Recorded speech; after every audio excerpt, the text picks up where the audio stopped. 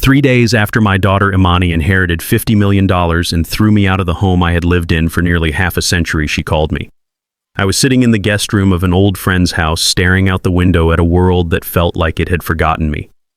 The weight of failure and grief was a physical presence on my shoulders, and I almost didn't answer. But a morbid curiosity stayed my hand. I pressed the button. "Hello," I said, my voice hoarse from disuse. "Dad, you have to help me." Imani's voice came through the line, no longer arrogant but laced with pure panic. She was sobbing, the sounds choked and desperate. "I can't touch any of the money. To understand the grimly satisfying irony of that moment, you have to know what happened 3 days earlier at my wife's funeral." The air in the church was heavy with the scent of white lilies and damp wool coats. I sat in the front pew, a hollowed-out version of the man I had been just a week before. Every hymn, every word from the pastor felt like a distant echo. My world had lost its center. Eleanor was not just my wife. She was the architect of our lives, the brilliant businesswoman who had spun a small inheritance into an empire while I was content in my world of history books and university lectures. I was the quiet scholar, she was the queen. And now, my queen was gone. Beside me, our daughter Imani sat ramrod straight, her face a perfect mask of sorrow. She held a black lace handkerchief to her eyes, but I knew she was not crying. Not a single tear had fallen since she heard the news. Her husband Darnell sat on her other side, his hand resting possessively on her knee. He looked less like a grieving son-in-law and more like an investor waiting for the stock market to open. Throughout the service, I watched them. I saw how Imani's eyes, when she thought no one was looking, would drift towards the crowd, acknowledging the powerful business associates of her mother with a subtle, respectful nod. I saw Darnell discreetly check the time on his gold watch, his patience wearing thin. They were not mourning a loss. They were waiting for a transaction. I tried to dismiss the cold feeling creeping into my heart. I told myself it was grief, that everyone processed it differently. I told myself that my daughter, the little girl I had taught to ride a bike and read her first words, could not possibly be this cold, this calculating. I was a fool. After the funeral, the three of us drove in silence to the downtown office of Mr. Henderson, our family lawyer for over 30 years. His office was on the top floor of a skyscraper that Eleanor's company had built. It was a world of polished mahogany floor-to-ceiling windows and the faint, comforting smell of old leather and success. It was Eleanor's world. Imani and Darnell seemed right at home. They sat on the plush leather sofa opposite Mr. Henderson's enormous desk, their composure now completely restored. The performance of grief was over. Now it was time for business. I, on the other hand, felt like an intruder. I sank into an armchair, the fine leather cool against my skin, and felt a profound sense of dislocation. This was the empire Eleanor had built, and without her I was just a visitor. Mr. Henderson, a kind man with sad eyes, cleared his throat. He looked at me with an expression of deep sympathy before turning his professional gaze to the documents before him. "We are here today to read the last will and testament of Eleanor May Jones," he began, his voice filling the quiet room. "As per her instructions, the document is straightforward and to the point." Imani leaned forward slightly, her entire body tense with anticipation. Darnell placed a calming hand on her arm, but I could see his own knuckles were white. Mr. Henderson unfolded the document. "I, Eleanor May Jones, being of sound mind and body, do hereby declare this to be my last will and testament." He paused, looking over his spectacles at Imani. "After all minor bequests to staff and charities are settled, I turn to the bulk of my estate. To my only and beloved daughter, Imani Jones, I bequeath my entire remaining fortune, including all properties, stocks, and liquid assets estimated at a value of $50 million. The words hung in the air. $50 million. I felt the air leave my lungs in a silent rush. It was not the amount that shocked me. It was the omission. My name was not mentioned. Not once. 48 years of marriage, of love, of partnership, and I had been erased. It felt like a betrayal from beyond the grave. I looked at Eleanor's portrait on the wall, her smiling eyes seeming to mock me. Why, Eleanor? Why would you leave me with nothing? Then I saw it. A flicker of a glance between Imani and Darnell. It was not a look of surprise, it was a look of pure, unadulterated triumph. A shared smile quickly suppressed that spoke of secrets and plans. They had known. Somehow they had known this was coming. In that instant, the cold feeling in my heart froze into a solid block of ice. My daughter's lack of grief suddenly made perfect, terrible sense. She had not lost a mother. She had gained a kingdom. Mr. Henderson continued reading some legal jargon, but I could not hear him. A roaring sound filled my ears. I felt dizzy, disoriented. My daughter, my little girl, was now one of the wealthiest women in the city, and her first act as queen would be to exile her own father. I did not know how right I was. The meeting concluded. Imani and Darnell signed the necessary papers with practiced efficiency. They shook Mr. Henderson's hand, their faces now beaming with poorly concealed joy. They walked past me as if I were a piece of furniture, a relic from a past they were eager to leave behind. I sat there paralyzed until Mr. Henderson gently touched my shoulder. "Samuel," he said, his voice soft, "there is more to this than you know. Your wife was a very, very smart woman. Go home. Wait. All is not as it seems." His words were a small, confusing comfort in a sea of pain. But what else could I do? I went home back to the house that was no longer mine to await the final, brutal blow. I knew it was coming. I just did not know how soon. I returned from the lawyer's office that evening and walked into a house that was no longer a home. The air once filled with the scent of Eleanor's perfume and the warmth of our shared life was now cold and sterile. It felt like a museum of a life I used to live. Imani and Darnell were waiting for me in the living room. They were not sitting together on the sofa where Eleanor and I had spent so many nights. Instead, they stood apart like two generals ready to deliver the terms of a surrender. Imani had changed out of her funeral attire and into a sharp, expensive-looking pantsuit. She looked powerful in control. She was the queen, and I was her first subject to be banished. "Dad," she began, her voice devoid of any warmth, "I think it's time you started making other arrangements." The words, though expected, still hit me with the force of a physical blow.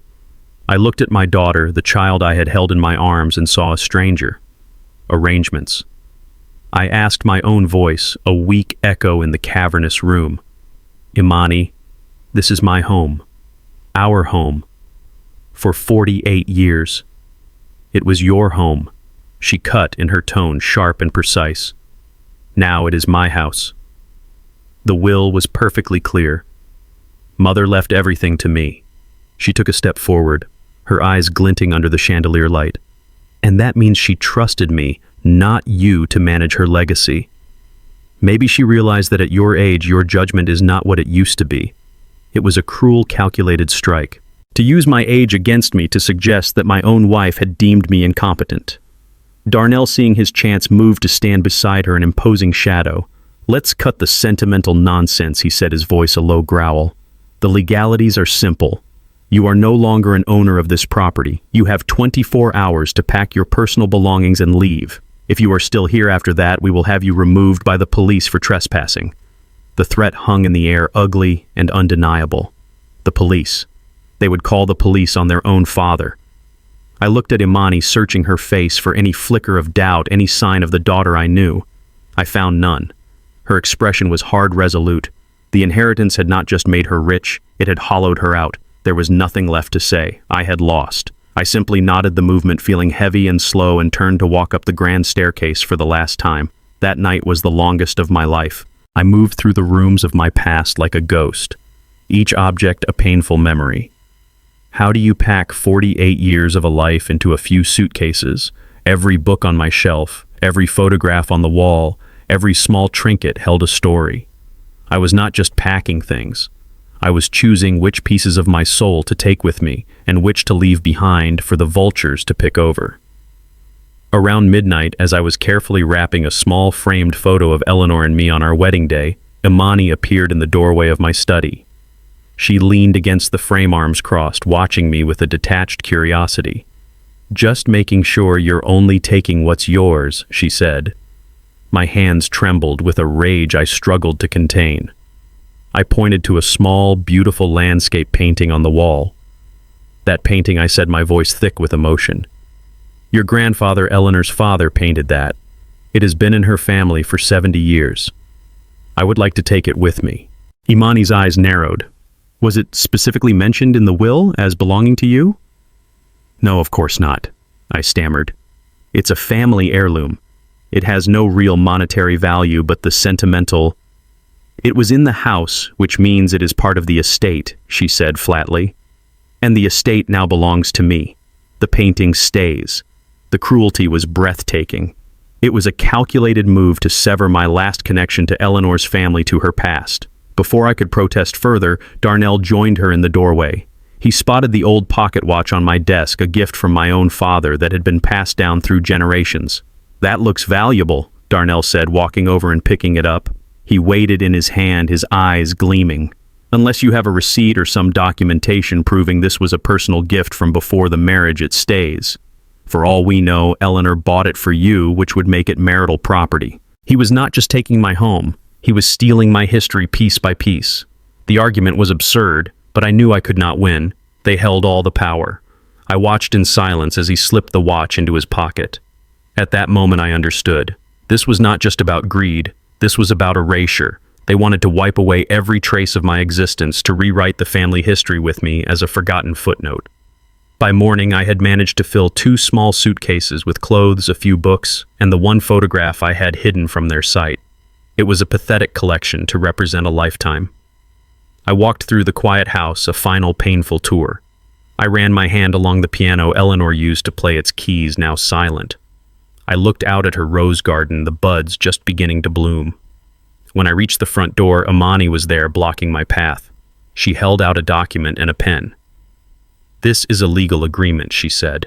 "It states that you are leaving voluntarily and that you make no future claims on the property or any items within it. Sign it." It was the final humiliation, forcing me to sign away my own life. I looked at her, my daughter, and felt nothing but a profound aching pity. She had her $50 million, but she was utterly bankrupt in spirit. I signed the paper without a word, picked up my suitcases, and walked out the door without looking back. I walked down the long driveway, the gravel crunching under my feet. I did not know where I was going. For the first time in my 72 years, I was homeless. I sat on a bus stop bench a few blocks away, the weight of my new reality crushing me. After some time, I pulled out my old phone and dialed the number of my oldest friend, David. "David," I said, my voice breaking. "It's Samuel. I'm in some trouble. I was wondering if I could possibly stay with you for a few nights." There was no hesitation on the other end of the line, just the warm, steady voice of a true friend. "Sam, my home is your home. Come over right now. I'll put the coffee on." That small act of kindness was the only thing that kept me from shattering completely. I walked into Mr. Henderson's office feeling like a man walking into a trap. My daughter's panicked voice on the phone echoed in my ears, a confusing mix of desperation and demand. What could possibly have gone wrong? How could a woman with $50 million in her name need my help for anything I expected to be met with another performance? Perhaps a new, more elaborate form of manipulation. I was not prepared for the scene of utter collapse that greeted me. The power dynamic in the room had been completely inverted. 3 days ago, this office had been their stage of triumph. Now it was their chamber of judgment. Imani and Darnell were huddled together on the same leather sofa where they had previously sat with such regal arrogance. The arrogance was gone. In its place was a raw, unfiltered panic. Imani was a shadow of the conquering queen she had been.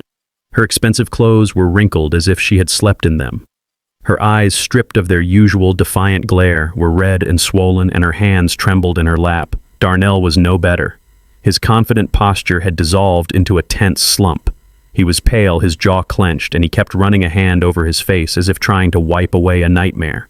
They looked like 2 gamblers who had bet everything on a sure thing only to watch the wheel land on zero. Mr. Henderson greeted me with a firm handshake, and for the first time I detected a faint knowing smile in his sad eyes. He gestured for me to sit in the large armchair directly across from them, the one that felt like the seat of power at the head of the table. The symbolism was not lost on me, nor I suspected on them. "Samuel, thank you for coming on such short notice." Mr. Henderson began, his voice calm and steady, a stark contrast to the frantic energy radiating from the sofa. "As I explained to Miss Jones, there are certain complexities within her mother's will that require clarification.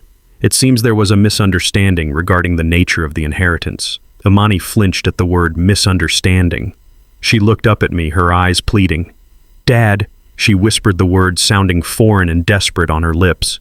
"The bank, they confirmed the transfer. The accounts are set up, but they said I have no signing authority. They said the funds are frozen."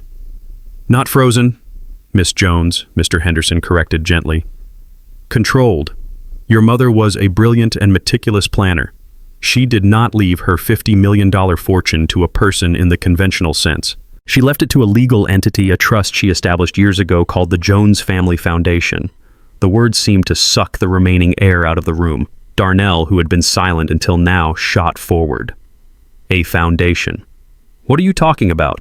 The will said the money was for Imani. And so it is, the lawyer replied smoothly. Your wife, Miss Jones, is the sole named beneficiary of the foundation. This means she is legally entitled to benefit from the foundation's assets throughout her lifetime. The purpose of the foundation is to provide for her welfare, her health, and her reasonable living expenses. For a fleeting moment, a glimmer of hope returned to their faces. A beneficiary. That sounded good. Reasonable living expenses. They could work with that. I could almost see the gears turning in Darnell's head as he began to calculate how much they could define as reasonable. But Mr. Henderson had not finished. He let the silence hang for a moment, building the tension before delivering the final fatal blow. However, he continued turning a page in the document before him. Eleanor was deeply concerned that her life's work would be squandered or used unwisely. Therefore, she implemented a strict system of oversight. To ensure that the foundation's assets are managed responsibly and in accordance with her values, she appointed a final authority figure, a protector of her legacy. He paused, and for the first time he looked directly at me. His knowing smile was back, and this time it reached his eyes. The will designates a lifetime guardian for the Jones Family Foundation, a guardian. Imani asked, her voice trembling. Who is it? The lifetime guardian. Mr. Henderson announced, his voice clear and definitive, is granted the sole and absolute power to approve or deny any and all expenditures from the Foundation's capital exceeding the amount of $10,000. That guardian is you, Samuel Jones. If the room had been silent before, it was now a vacuum. The shock was a physical force pressing down on all of us. Imani stared at me, her mouth agape, a silent scream forming on her lips. Darnell's face went from pale to a ghastly shade of gray. He looked as if he had just been told his own execution date, and me, I was just as stunned as they were. A whirlwind of emotions tore through me. Shock, confusion, and then a slow, dawning wave of understanding. Eleanor. My brilliant, incredible Eleanor. This was her final move. This was her checkmate from beyond the grave. She had not abandoned me. She had armed me. She had not disinherited me. She had made me the gatekeeper to her entire empire. The sad look from Mr. Henderson at the first meeting, his cryptic words to wait.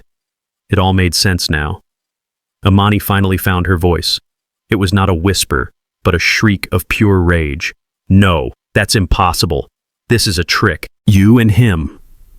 She pointed a trembling finger between me and the lawyer. You conspired against me. That is my money. It is the Foundation's money.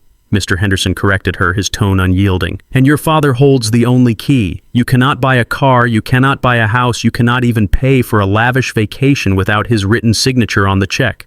That Miss Jones is the unchangeable legal reality.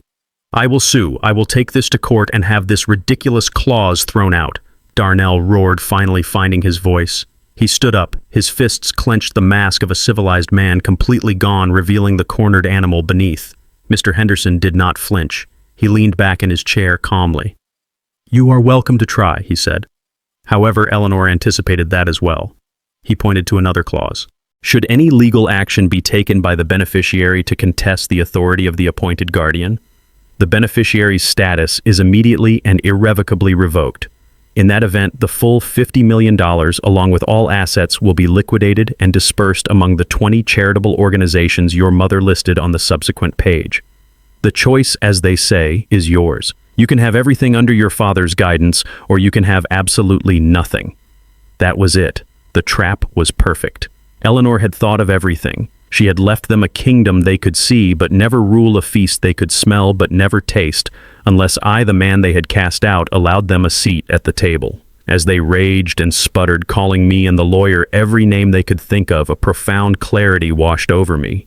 The grief and humiliation of the past 3 days began to recede, replaced by an immense sense of love and admiration for my wife. I finally understood the depth of her wisdom and the boundlessness of her trust in me. She had seen the rot in our daughter's soul and had forged a tool not for revenge, but for salvation.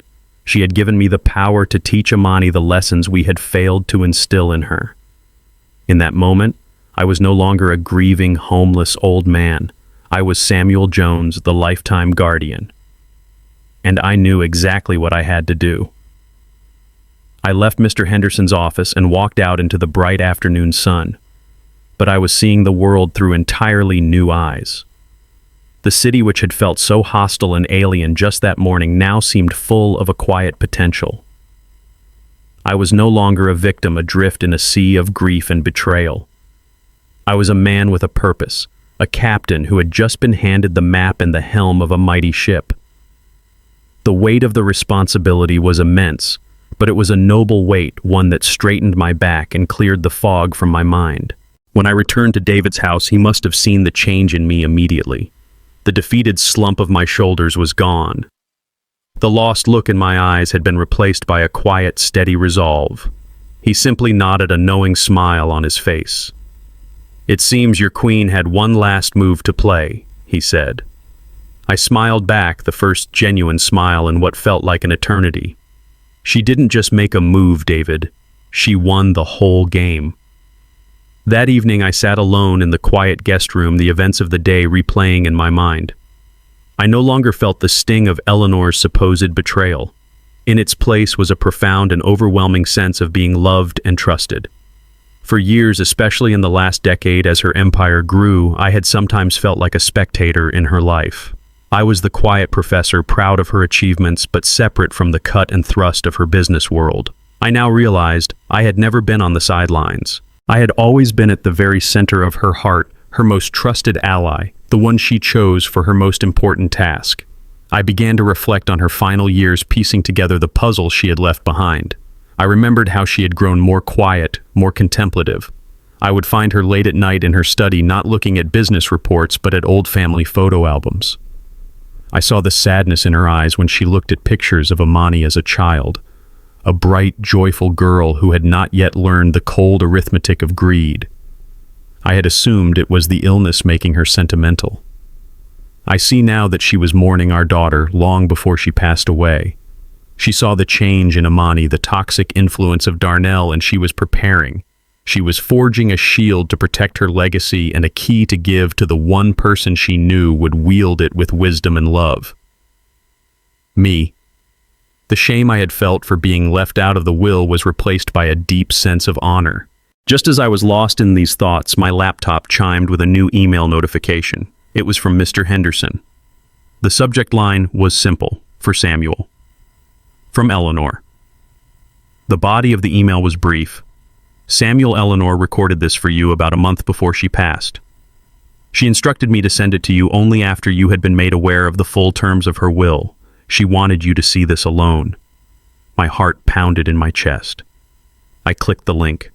A video file opened and suddenly my Eleanor was there on the screen.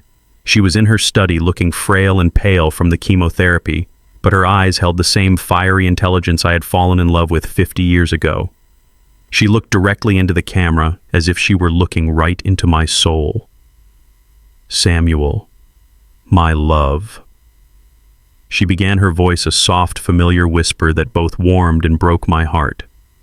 "If you are watching this, it means I am gone, and my final game has begun. I am so sorry, my darling, that I had to keep this from you. I could not place this burden on your shoulders while I was still here to fight my own battles." She took a slow breath, gathering her strength. "I have watched our daughter change, Samuel. I saw the light in her eyes dim, and the hunger for more, always more, take its place. I saw how that man Darnell fed that hunger-whispering poison into her ear until she began to see our life's work not as a gift, but as her birthright. I heard them talking when they thought I was asleep, making plans for the money, for the houses, for the company. There was no love in their plans, Samuel, only greed. Tears welled in my eyes as I listened. She had seen it all, and she had borne that terrible knowledge alone. I was terrified, she confessed, her voice cracking for a moment. Terrified that everything we built together, every late night, every risk, every sacrifice, would be turned into a fleet of sports cars and a closet full of designer clothes. Our legacy is not in the money, Samuel. It is in the values we tried to live by, the opportunities we created, the good we tried to do in the world. I could not let them burn it all to the ground. She leaned closer to the camera, her gaze intense. That is why I had to give this power to you. To you, my love. You were always my rock, my moral compass. While I was out there slaying dragons in the boardroom, you were the one who kept our home full of warmth and integrity. I trust your heart, Samuel. I trust your wisdom. You will know what to do. The weight of her words settled on me, a responsibility as vast as our fortune. Do not use this power for revenge, my love, she pleaded, her voice soft again. That is not who we are. Use it to guide her. Use it to teach her.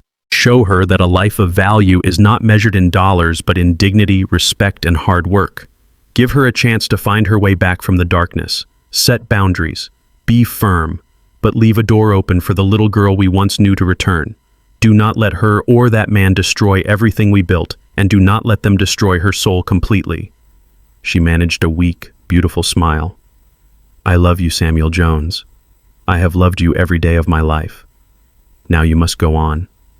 Live a good life. Live enough for the both of us. The screen went black. I sat there in the silence, tears streaming down my face.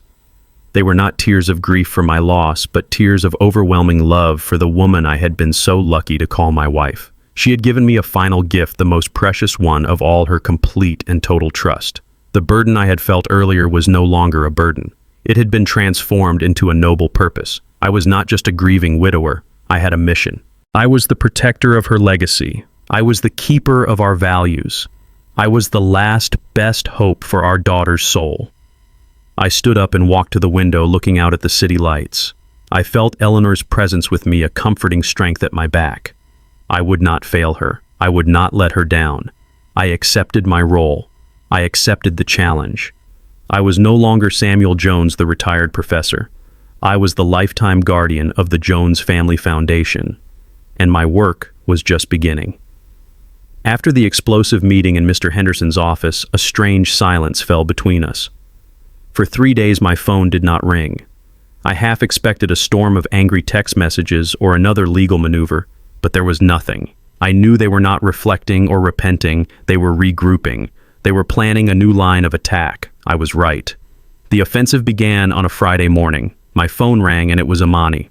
I braced myself for another tirade, but the voice that came through the speaker was not the enraged woman from the lawyer's office.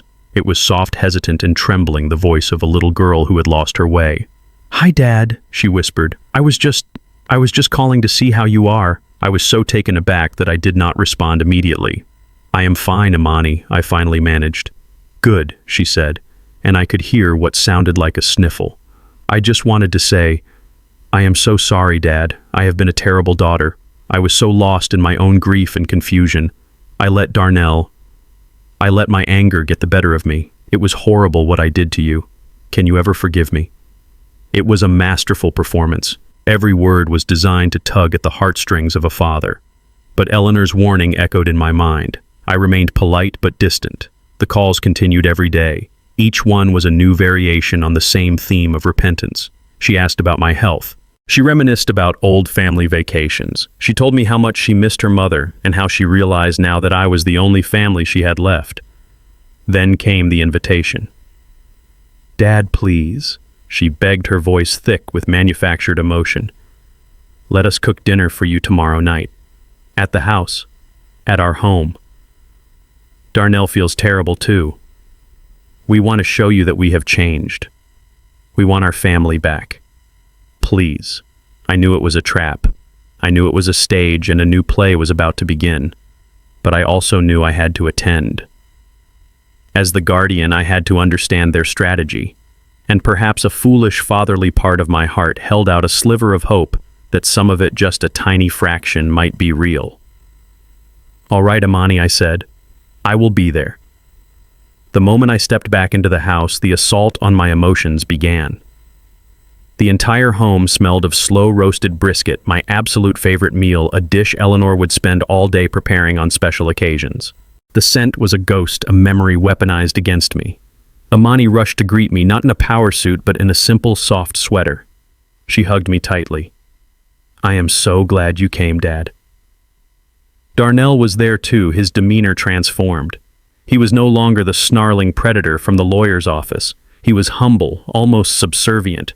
He shook my hand, looked me in the eye, and said, "Samuel, I have no words to express how ashamed I am of my behavior. I hope one day you can accept my apology." The dinner was a carefully orchestrated production of a happy, loving family. They seated me at the head of the table in the chair that had always been mine. They filled my plate, poured my wine, and peppered the conversation with compliments and fond memories. They asked about my work at the university, about my friends, about my health. They made me the center of their universe, a position I had not occupied in years. I played my part. I ate the brisket, which was delicious.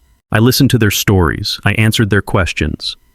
But all the while I was watching, analyzing. I saw the way Imani's smile never quite reached her eyes. I saw the way Darnell's grip on his fork tightened whenever I gave a non-committal answer. This was not a reconciliation. This was a siege. And I was the castle they were trying to conquer with kindness instead of cannons. Finally, after the dessert plates were cleared, the moment I had been waiting for arrived. Imani and Darnell exchanged a look, a silent cue that the main performance was about to begin. Imani reached across the table and placed her hand on mine. Her hand was cold. "Dad," she began, her voice soft and earnest. "Darnell and I have been doing a lot of talking these past few days about what is really important, about family, about the future." She paused as if gathering her courage. "We have been thinking about what you and Mom always wanted for us. A stable home, a family of our own. We want to honor that. We want to build a real future." "Here it comes," I thought. "We have been looking at houses," she continued, her eyes shining with fake tears. "Not a big flashy mansion, Dad. Just a warm, beautiful home in a good neighborhood with a big yard. A safe place for your future grandkids to run around in. A place where we can build new family memories." She slid a glossy brochure across the table. It was for a sprawling 6-bedroom estate in the most exclusive suburb in the state. The price was listed at the bottom, $2 million. Before I could react, Darnell chimed in, his voice smooth and rehearsed. "And of course, Imani is right. The kids will need to be safe. My current car, it's just not suitable for a family. We would need something secure, reliable. A Mercedes G-Wagon, perhaps. For the safety features, of course. It is the best in its class for protecting passengers." The sheer audacity of it left me momentarily speechless. They were using the idea of my unborn grandchildren as emotional blackmail to justify a $200,000 luxury SUV. They had wrapped their greed in the language of family and safety, hoping I would be too sentimental to see through the facade. I took a slow sip of water, collecting my thoughts. I looked from the brochure for the $2 million house to my daughter's hopeful, pleading face. I remembered Eleanor's video. "Use this power to guide her. Be firm. Imani," I said, my voice calm and even. "That is a beautiful dream, a lovely home, a safe car, a family. It is everything a parent could wish for their child." A brilliant smile spread across her face. Darnell leaned back, relieved. They thought they had won. But I continued, my tone hardening slightly. "It is not a dream the Jones Family Foundation will be paying for." The smiles vanished. The air in the room instantly chilled. What Imani asked, the sweetness in her voice gone, replaced by a sharp, brittle edge. "The foundation was not created to fund a lifestyle of luxury," I explained, looking both of them directly in the eye. "Your mother worked her entire life to build something meaningful. She believed in hard work and responsibility, in living within one's means. To spend over $2 million on a house and a car when you have a perfectly good home and car already is not just wasteful, it is an insult to her memory." Imani's face, which had been a mask of loving concern, contorted into a snarl of disbelief and fury. "Insult. It is our money. She left it for me. She left it in a trust to be protected." I countered, my voice rising to meet hers. "Protected from the very kind of reckless spending you are proposing." Darnell slammed his hand on the dining table, making the crystal glasses rattle. The performance was officially over. "So what is the point of having a $50 million foundation if we have to live like peasants?" he roared, his face red with anger. "What is this all for, so you can sit on a pile of money and feel powerful playing God with our lives?" "This is not a game, Darnell," I said, standing up from the table. I was no longer their guest. I was the guardian. The money belongs to the foundation. I am its protector. And as long as I am alive, it will not be used to buy mansions or luxury cars. It will be used as your mother intended. My answer is final." I turned and walked towards the door, leaving them sitting there amidst the ruins of their expensive, manipulative dinner. Their masks had fallen away, completely revealing the ugly, grasping greed beneath. The battle had just begun, but the battle lines were now unmistakably clear. The disastrous dinner was followed by a week of tense silence. The sweet, pleading phone calls from Imani stopped.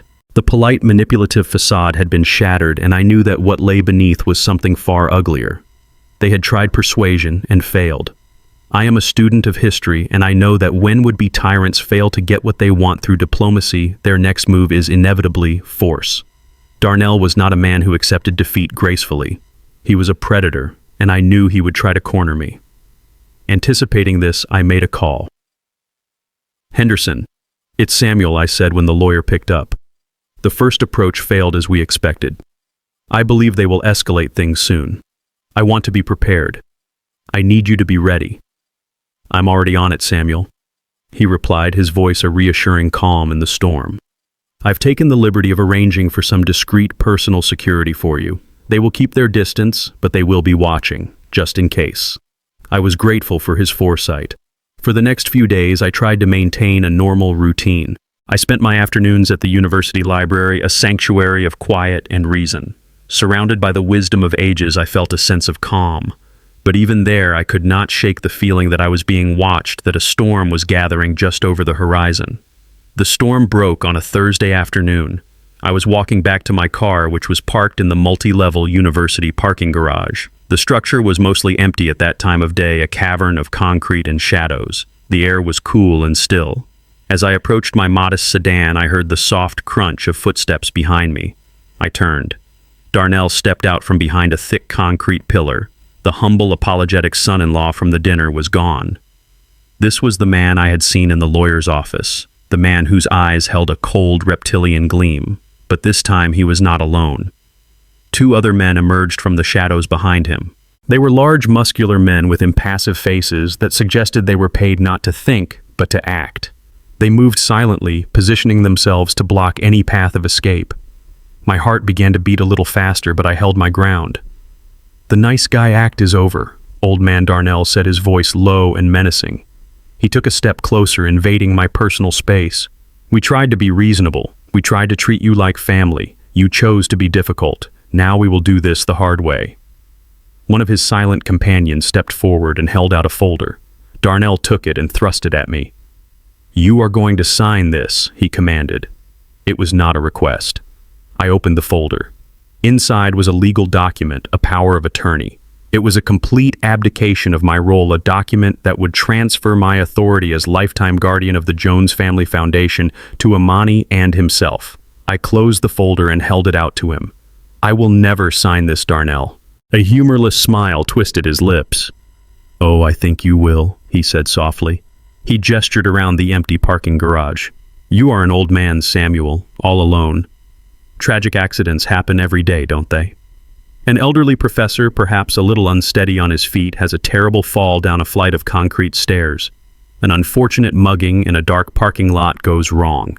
At your age, anything can happen. The police, they wouldn't even question it. It would just be another sad story on the evening news. The threat was no longer veiled. It was a cold, clear promise of violence." The two large men took another step forward, their presence a suffocating weight. I was boxed in my back against the cold metal of my car door. I could feel the adrenaline coursing through my veins, but fear was not my primary emotion. It was a white, hot, clarifying anger. This was the man my daughter had married. This was the man she had chosen over her own father. Darnell pushed the document and a pen into my hand. "Sign it, now. Or my associates here will have to persuade you, and I assure you their methods are not gentle." I looked down at the paper, at the line waiting for my signature, the signature that would betray Eleanor and everything she stood for. I let my hand tremble slightly. "It's difficult," I said, my voice a little shaky. "My hands, they are not as steady as they used to be. Old age, you know." I was stalling, buying a few precious seconds. "I am done with your games," Darnell snarled, losing his patience. "As are we," a new voice said, calm and authoritative, echoing through the concrete garage. Suddenly, the dim garage was flooded with the bright glare of headlights. A sleek black sedan had pulled up silently behind Darnell's men, its engine purring. The doors opened and Mr. Henderson stepped out looking as immaculate as ever in his tailored suit. He was not alone. Flanking him were two men who were even larger than Darnell's thugs, men who moved with the quiet efficiency of professional bodyguards. The shift in power was immediate and absolute. Darnell and his men froze, caught in the headlights like startled deer. The arrogance on Darnell's face evaporated, replaced by a mask of disbelief, which quickly morphed into pure, abject fear. Darnell, Mr. Henderson said, his voice dangerously calm as he walked towards us. "I believe you have something that belongs to my client." Darnell stammered, trying to regain his composure. "This is a private family matter, Henderson. You have no business here." "On the contrary," the lawyer replied, stopping a few feet away. "When you threaten the life of my client, it becomes my business. It becomes a legal matter. A criminal matter, in fact." He held up a small, discreet device in his hand. "And just so we are all perfectly clear, my associates and I have been monitoring this situation for some time. This entire conversation, including your very specific and illegal threats against Samuel's life, has been recorded in high-fidelity audio and video." He paused, letting the weight of his words sink in. "Extortion, conspiracy, assault. These are very serious federal crimes, Darnell. They carry lengthy prison sentences." The color drained completely from Darnell's face. He looked at his two hired muscles, who now seemed very eager to be anywhere else. They took a nervous step back, distancing themselves from him. His pathetic attempt at intimidation had backfired spectacularly. I was just joking." Darnell mumbled, his voice weak. "A judge will find that very amusing." "I am sure," Mr. Henderson said coldly. He then turned his gaze to me. "Samuel, are you all right?" I nodded, finally letting out the breath I had been holding. I was prepared, but the threat had been very real. "I would advise you and your friends to leave now," Darnell Henderson said, his voice leaving no room for argument. "The next time we speak will be through your criminal defense attorney. We have all the evidence we need to ensure you spend a very long time reflecting on this profound misstep." Darnell did not need to be told twice. He practically scrambled to get away, his two thugs melting back into the shadows. He had come expecting to bully a helpless old man into submission. He had left as a recorded felon, his pathetic power play exposed and utterly defeated. I had won the battle, but I knew the war for my wife's legacy was far from over. Having failed with both manipulation and brute force, Darnell and Imani resorted to their final, most insidious weapon. They decided to attack my very sanity. A week after the parking garage incident, I was served with a legal notice. My daughter and her husband were formally petitioning the court to have me declared mentally incompetent. They were seeking to have my guardianship of the foundation revoked and transferred to them on the grounds that I was a confused old man no longer capable of rational thought. It was a vile, despicable move, but I was not surprised. This was the final play of a desperate, cornered animal. "They will try to paint you as senile and vindictive," Mr. Henderson explained in his office. "They will twist your grief into confusion and your firmness into irrational anger.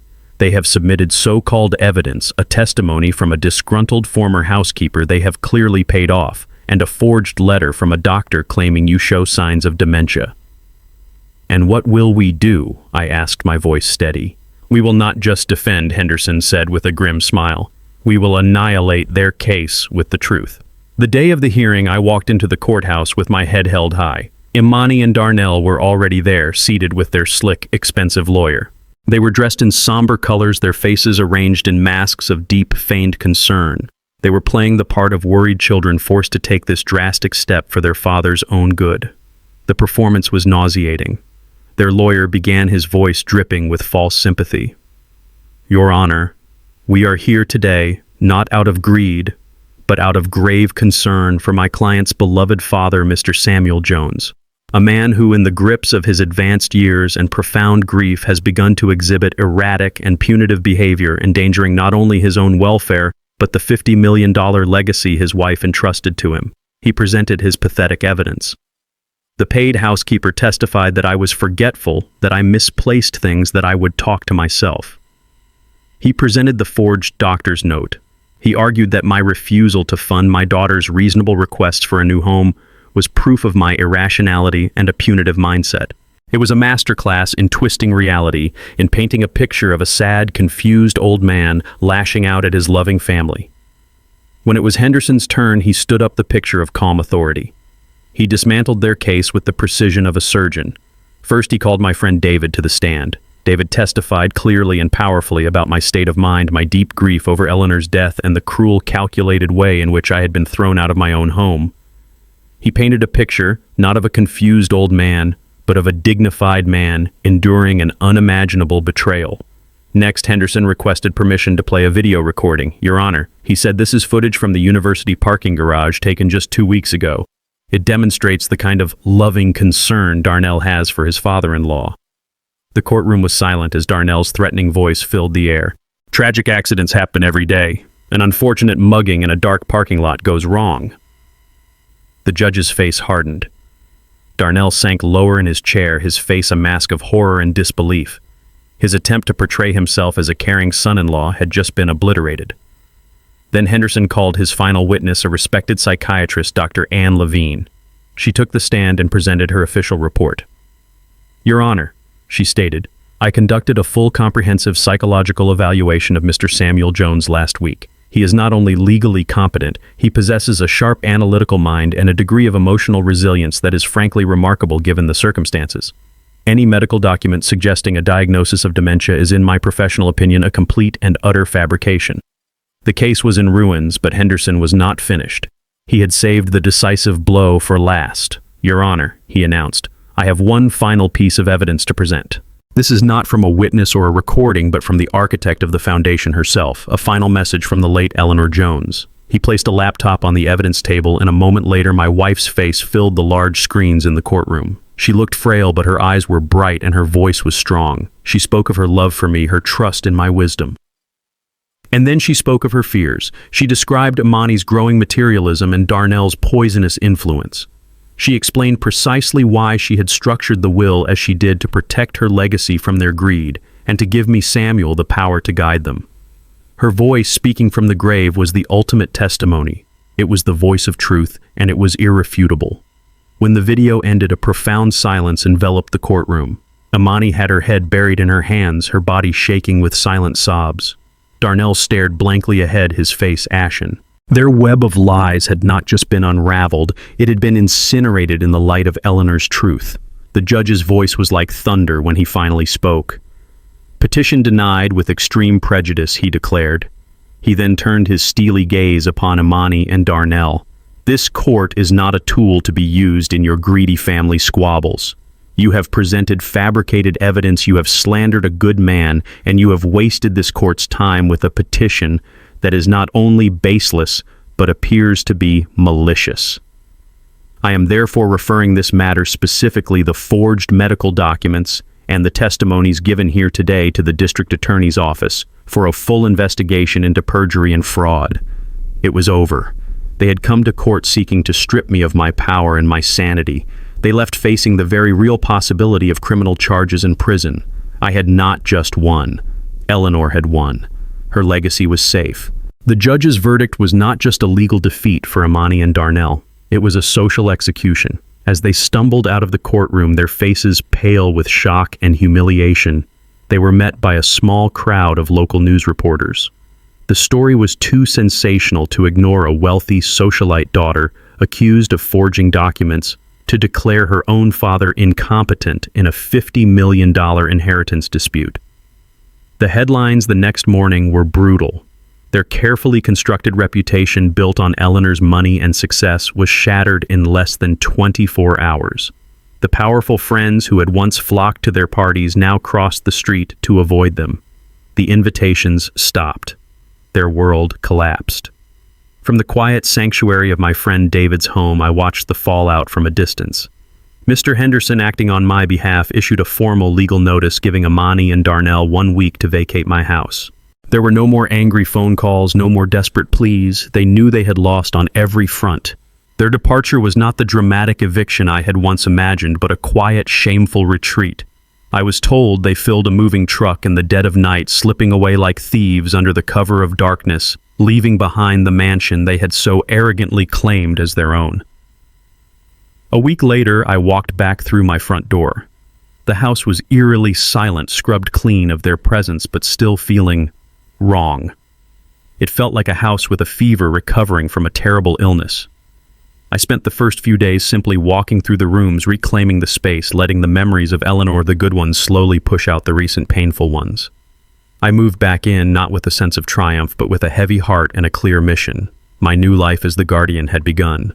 I started in Eleanor's study. It was the heart of her empire, a room filled with her intelligence, her ambition, and her spirit. I sat in her large leather chair, the one that had always seemed too big for me, and for the first time it felt right. I was not a CEO, nor did I want to be. I was a steward, a protector of her true legacy. I spent a week with the Foundation's financial advisors and with Mr. Henderson, going over every detail of the estate, understanding the intricate world my wife had built. My first official act as guardian was to establish the new reality for my daughter. In a formal meeting, I laid out my instructions.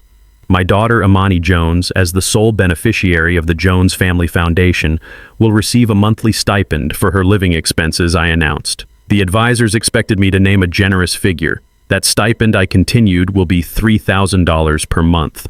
A stunned silence fell over the boardroom. $3,000 was a respectable amount for an ordinary person, but for a woman accustomed to spending that much on a single handbag, it was a pittance. That amount, I explained, is sufficient for a modest apartment, for groceries, for utilities, and for a simple life. It is not sufficient for a life of luxury. If my daughter desires more, then she will have to do what her mother did. She will have to earn it. It was not an act of punishment. It was the first step in the difficult lesson Eleanor had tasked me with teaching. With that decision made, I turned my attention to the true purpose of the foundation. I went through Eleanor's detailed notes, the list of charitable causes she had cared so deeply about. She had not just written checks, she had been personally invested. And so I became personally invested too. I did not just send money. I visited the places that would now benefit from her legacy.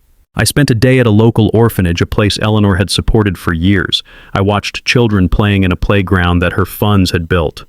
I saw the gratitude in the eyes of the staff. I held the hand of a little girl who showed me a drawing she had made, her face beaming with a pure, uncomplicated joy. In that moment, surrounded by the laughter of children who had so little, the $2 million mansion my daughter had demanded seemed obscene, a monument to a soul sickness. This I realized. This was what the money was for. I established a perpetual scholarship in Eleanor's name at the university, where I had taught a fund to help bright students from low-income families pursue their dreams. I was building something positive, something that would honor my wife's memory in a way that a fleet of luxury cars never could.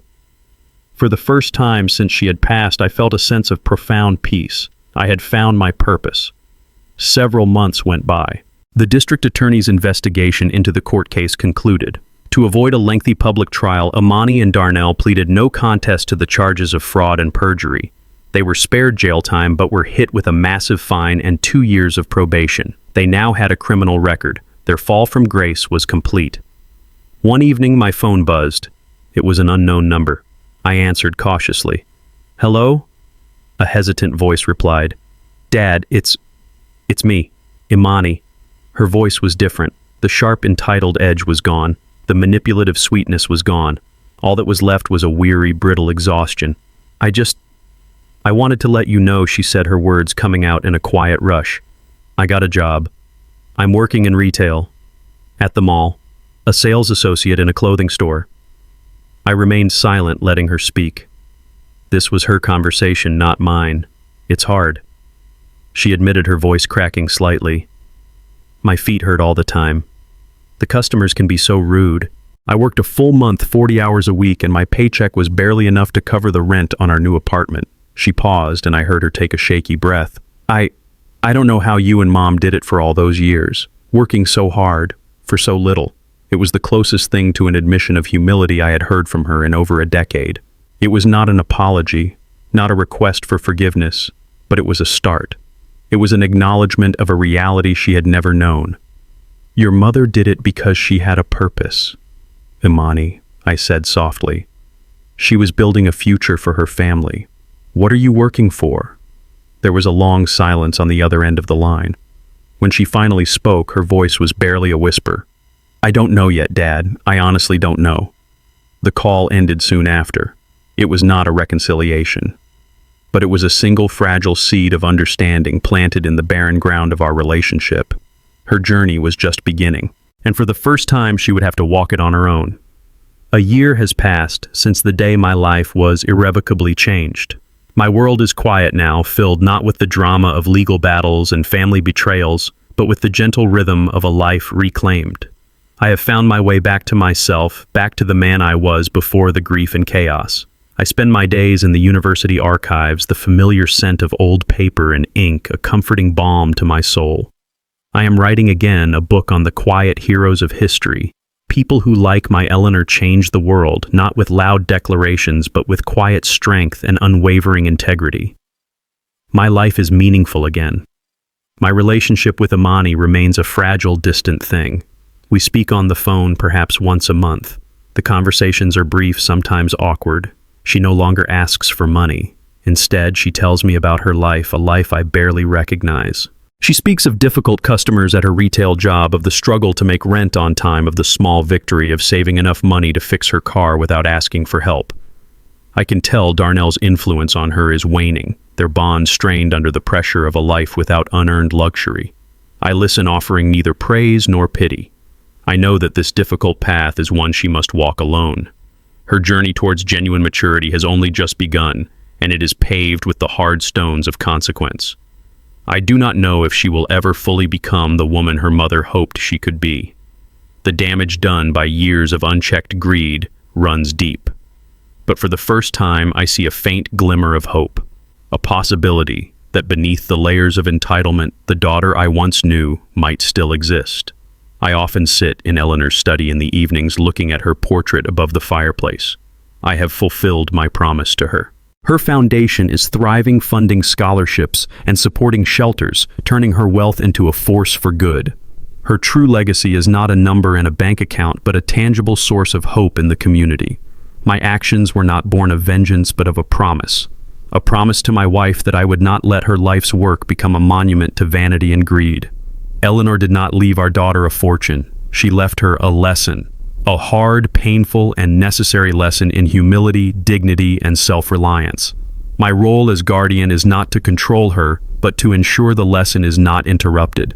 I will continue to teach that lesson, to protect that legacy until my final day. That is my final promise to my Eleanor. True wealth is not an inheritance to be claimed, but a character to be built. It is measured in the lessons we learn from loss and the integrity we maintain when faced with greed. A legacy is defined not by what is left behind, but by the wisdom it imparts.